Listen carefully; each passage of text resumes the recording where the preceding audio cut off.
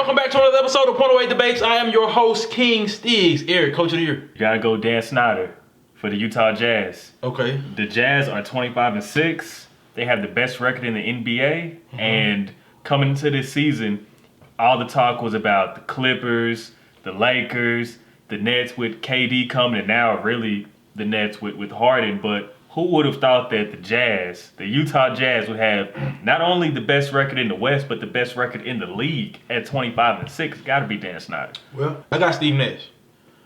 As Coach of the Year? Yes. So here's my thing.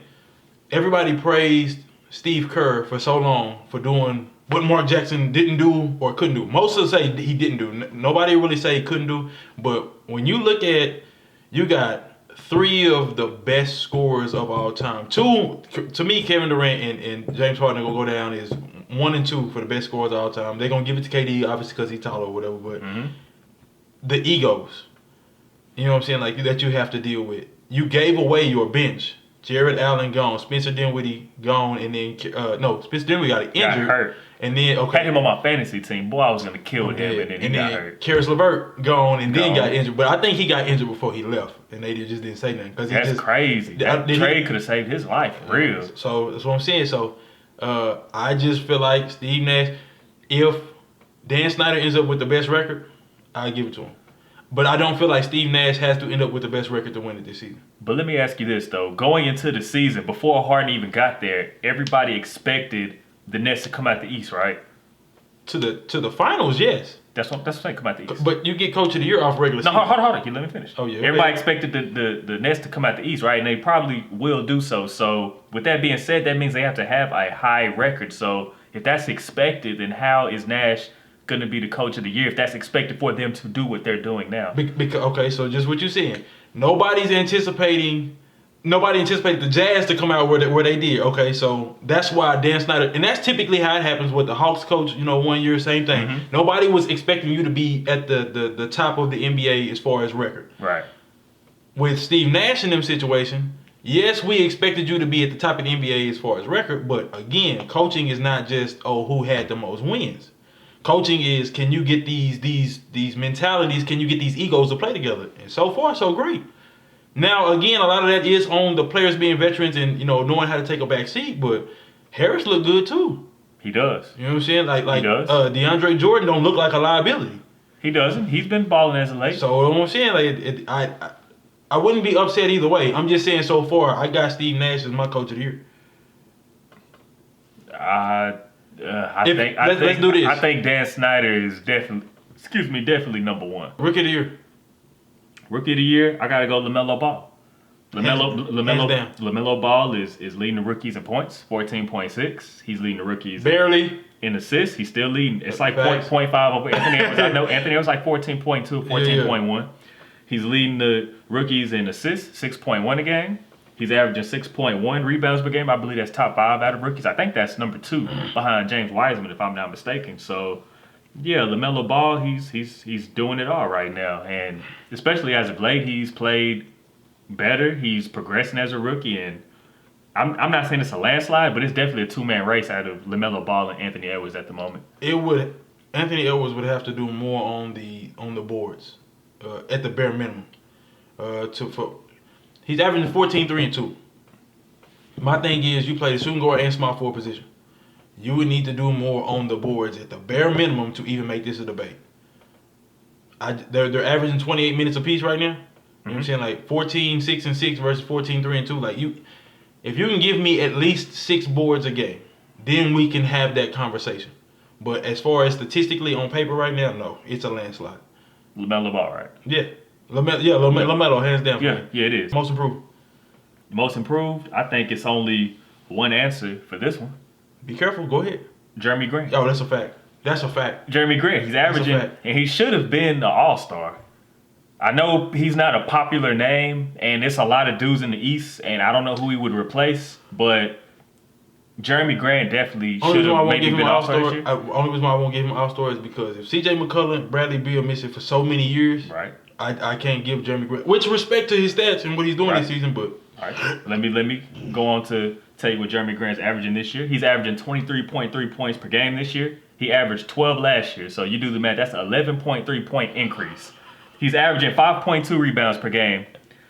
He averaged 3.5 last year. You do the math, that's 1.7 more boards than he did last year, right? It's very professional. He's averaging 3.1 assists per game. How many did he average last year? 1.2. That's a 2.1 increase. So he's averaging a career high in points, career high in rebounds, career high in assists. He's shooting over 50% from the field. I believe that it's no question Jerami Grant is the most improved player right now. Since he's not an all-star, you got to reward him for this type of season. Because you broke that down the way you did, I know you're too sober. So you want to go ahead and get at least one shot down? Yeah, bro. Yeah, big facts. Okay, so I don't think anybody at this point can disagree with Jerami Grant. I mean, we still got a lot of basketball left to be played, but it would take him getting injured for him not to win it at this point. So you agree, Jerami Grant? Yes, no question. I I told you we was gonna agree on at least two of these. Defense Player of the Year. I have Miles Turner. And I have Miles Turner because he's leading the league in blocks. What position he played this year? Power forward. Okay. He's leading the league in blocks at 3.5 blocks per game. They have the 4th best record in the East. And if you look at Miles Turner over the years, he's always in the mix, like top 5 in blocks. The Pacers usually have one of the best defensive teams in the league. I know this year their defensive efficiency as a team is like in the middle of the league. So I guess that may hurt his chances just a little, but they are 4th in the East with the record, and they're always in the top 5, top 6 in the East. But it's like the Pacers never get their credit. It's like the Pacers, what's his name? Sabonis didn't even make the All-Star team this year. It's like the Pacers always do good. We know they're never going to go deep in the playoffs. I understand that, but as far as them playing together as a team, that means something. they're always, it does, but they're always a good team. They're always well coached. They play good defensively, and Miles Turner definitely needs his respect. So, yeah, he definitely should be the Defensive Player of the Year, in my opinion. I got Rudy Gobert. Why? Because, number one, if Rudy Gobert is not a scorer. Now, he can put up 15 points per game, you know what I'm saying, but he's not a scorer. That's true. He's not leading the league in blocks, but once again, he's leading the league in DPOTY. And my thing is, for you to be, just what you said earlier, for you to be on the number 1 team in the NBA, and you're arguably the best player on your team because of your defensive presence, I think that goes a long way. And if we're being realistic, I think that's the only reason why he's won it 2 times before now. Because he beat out Giannis and AD, if I'm not mistaken, both years that he won. Now, Giannis just won, this past year or whatever, but again, Giannis was leading in DPR. He was not leading in blocks. He was not leading in steals. He had a fair amount of blocks. He had a fair amount of steals per game, but it wasn't what I think Hassan Whiteside led the league last year with 3 or I think it was dead even 3 blocks last season. James Harden led the league last season in steals. You know what I'm saying? So it may have been 2 seasons ago, but either way, I'm just saying. So I got Rudy Gobert. I think that Miles Turner will have to do a lot. 3.5 blocks is a lot, but I think he'll have to do a lot to beat him out for Defensive Player of the Year. What more does he have to do? Again, this is where being an all-star or a superstar or on the best team helps you. Because just what you're saying, like when we talk about MVP, which we'll get into in a second, when we talk about MVP, think about it. They always give it to what? A 1 through 3 seed. There's been Westbrook won it at 4, and I think Jordan won it at 4. There may have been one other player that was not a top 3 seed in the NBA and won, MVP, but they always give it to what? You know what I'm saying? So I think that's going to be one of those things like, yeah, we can give it to a lesser seed because it's not MVP. It's just Defensive Player of the Year. Which is, again, if Defensive Player of the Year at this point ever goes to another guard, I'll laugh. Defensive Player of the Year should never go to a guard. Never? In today's NBA, no. No. You consider Ben Simmons a guard? Yes. Because he's the size of a forward. But yeah, that's true. But he plays good defense too. But you gotta think about it too. Ben Simmons is guarding his size or lower. Ben Simmons not guarding nobody bigger than him. I mean, he's not. That's not his position though. His position is guard, so he's guarding guard. So this is what I'm saying. Okay. So a knock against Magic was he was 6'8" playing the point guard's position. Yeah. To me, best point guard ever played. Does he have the most assists? Does he have the most points to play position? No, but you know what I'm saying? Best point guard ever played. He's 6'8". Yeah. You know what I'm saying? Like, how great was his defense? Now, again, how many people did he guard bigger than him? If you 6'8", and you're the 3rd, maybe 4th tallest player on your team, on the court, how hard is defense playing? Like just. You still gotta play it though. That's a fact. But look, Ben Simmons will never be Miles Turner this year or Rudy Gobert in the past. MVP. MVP. LeBron. Nah, not LeBron. Nah, why you say nah? Come on. Haha. I gotta go with Joel Embiid right now. Okay. Gotta go with Joel Embiid. The big fella's putting up 29.8 a game. He's snagging over 11 boards per game. He's shooting almost 53% from the field. And the Sixers have the best record in the East. 29-11, 50% from the field. Almost 50% from the field. Almost? 52.7%. Oh, I'm finna say. That's what I said. I said almost 53%. Oh, okay. Almost 53% from the field. Shot kicking in. And half a game above the Nets for the best record in the East. You tried. I heard you. So, I mean, the way Embiid has been playing this year, he's been dominant. That's why Shaq just loves it, because Shaq loves dominant big men. Embiid has been dominating from the get-up. And he even said, Joel Embiid, that is, like, it's not necessarily coaching, it's more him this year. It's more him having to dominate, going out there and killing every single game. I'm confused, because when we did mid-season last year, Giannis was averaging 29, 13, and 6 on almost 60% field goal percentage. You know what I'm saying? So, and you was telling me LeBron then, because he was leading the league in assists. Mm-hmm. So that wasn't just the primary reason, though. That was the only reason. No. Okay, so here's my question. Legitimately, this year compared to what this year, what LeBron is doing is the same thing what he did last year, except for the assist. That's true. So why didn't you say LeBron over Embiid then? Because Embiid don't even have Giannis stats from last year. But when you no, you could say that, but Embiid's impact. Okay. You gotta look at his impact, man. His impact was number one seed in the NBA. No, it was. I mean, he was a candidate. He was a consideration for me.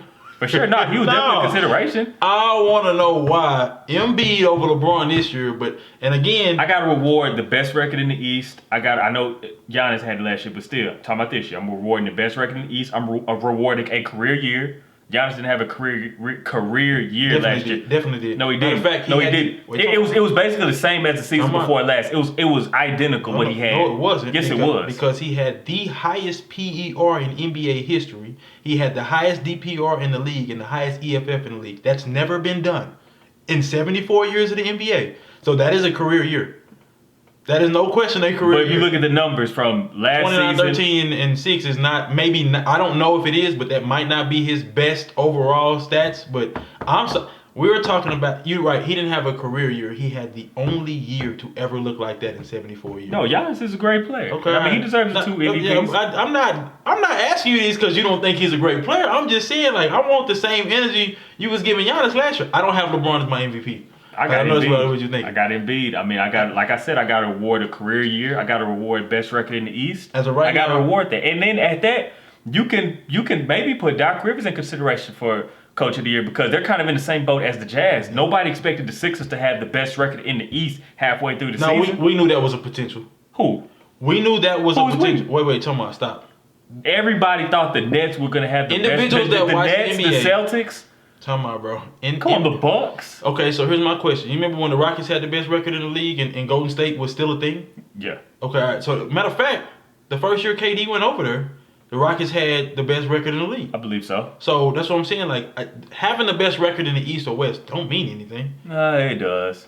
Bro, you still got to win. Okay, so let's because they're not going to give the MVP to someone who is not at the top record-wise like that. Westbrook, Michael Jordan. No, that's what I'm saying usually. Okay, all right. Like, you look at Giannis, best record. But if you just LeBron, he had, like, best record, number 2 seed.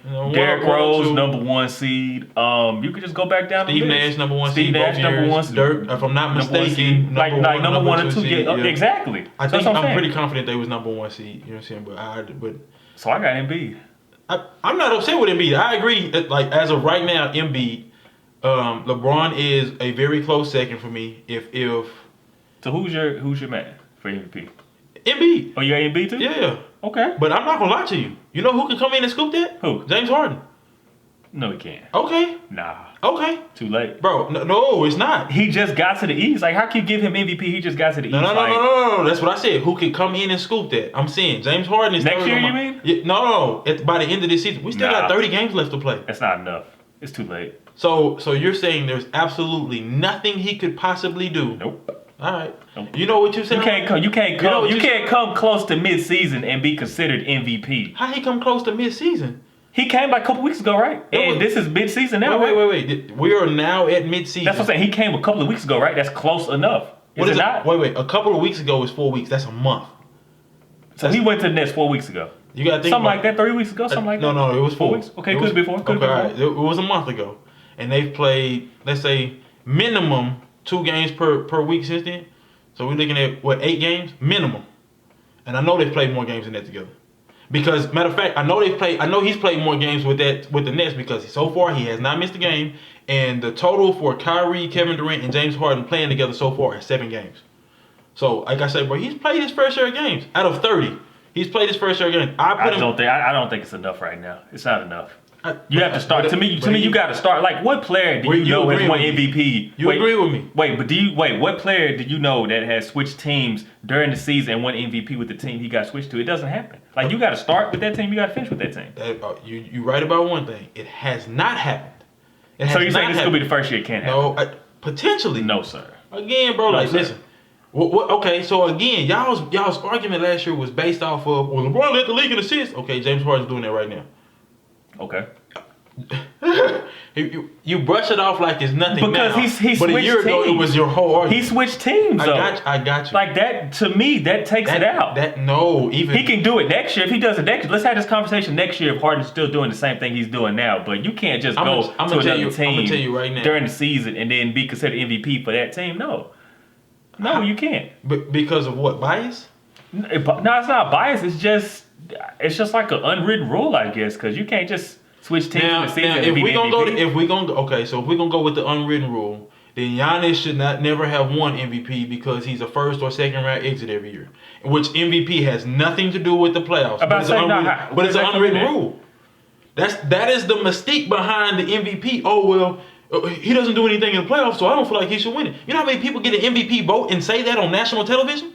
I don't believe that he should be MVP because he's not going to go. That's people on TV though. Well, this is my point. MVP is regular season. This is my point. It's an unwritten rule because these are people that get an actual vote on MVP, and they're bringing playoffs into the equation. Well, I don't think they should. That's what Finals MVP is for. That's a fact. So that's a fact. Speaking of who's Final MVP? Got LeBron for that. Okay, all right. Got LeBron for that back to back. What would Jack? What would his stats look like? Because let's be real. At this point, everybody that knows basketball got the Lakers and the Nets going to the finals. Do they? Bro, stop it. I'm just asking. Yes, they do. To answer your question, yes, they do. America, I'm just asking. Drop your comments down if you disagree with the Lakers and Nets being in the finals. If you think it's going to be the Sixers, the Celtics, whoever. Drop your comments down. Who do you have going, Eric? No. Who do you have going, Eric? I have the... You gonna take another one shot? As you tell me, if you gonna take another one shot? I'll take the Lakers and I'll take the Nets. All right, bro. And I'm not proving my point just because we both agree on that. Yeah. All I'm saying is, at the end of the day, at this point in the season, you got to be a fool to bet against either one. Pause. Got a question. Do you think the Jazz can get in? No. Best record in the league. Okay. And if you look at their schedule, wait, hold on. If you look at their schedule, they've had the toughest schedule so far up until this point this year. Lakers had the best record in the league. Got exited first round with Kobe's last year in the play. Actually, second to last year in the playoffs because technically he got injured. Dwight Howard was the only one healthy to play against the Spurs that year. You know what I'm saying? Steve Nash twice didn't make the finals with the best record in the league. D Rose.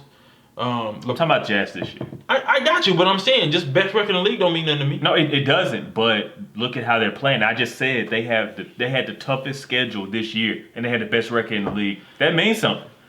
That doesn't mean nothing, Steve. You know what's crazy? King Sticks. That doesn't mean nothing. No, it doesn't. It means nothing. They had the best. They had the best record in the league, and they've had the toughest schedule so far. That doesn't mean nothing. No, and I'm gonna tell you why. Why? If this was football, and you only got to play. What you play your own? If you only got to play 10 teams? No, not even 10 teams. You got to play 8 teams. 4, 8. High school 8. You got. I'm sorry. So in football, you play 12 teams a season. There's 32 teams in the NFL, but you only play 12.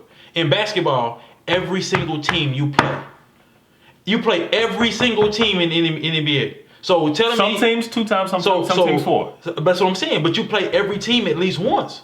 Okay. You know what I'm saying? In football, you might not play a team for 3 years. True. Okay. In basketball, like just what you say, most teams you play at least twice. I don't know the basketball schedule that fluently, so I'm going to go out on a limb and say you play every single team at least twice. That's one away game, one home game, minimum, out of 82 games. So my thing is, okay, if we all play the same teams, yeah, you might have had to play a team like the Nets. You might have had to play the Nets and the Lakers twice so far, and I might only have to play them once, if not at all so far. We all play the same teams. I don't care.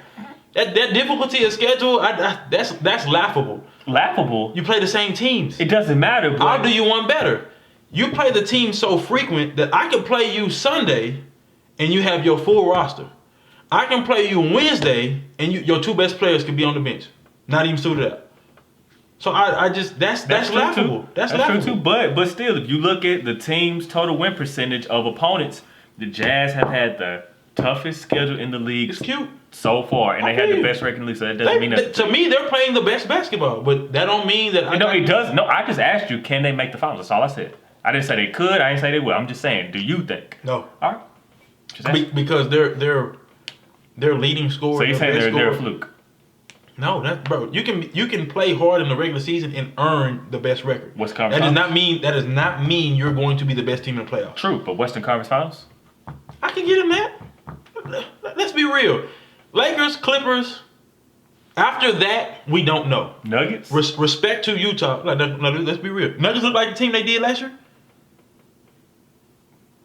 They still can make noise. They look like so far. Jokic is better. Jokic is better than last year. Jokic is. Murray is not so far.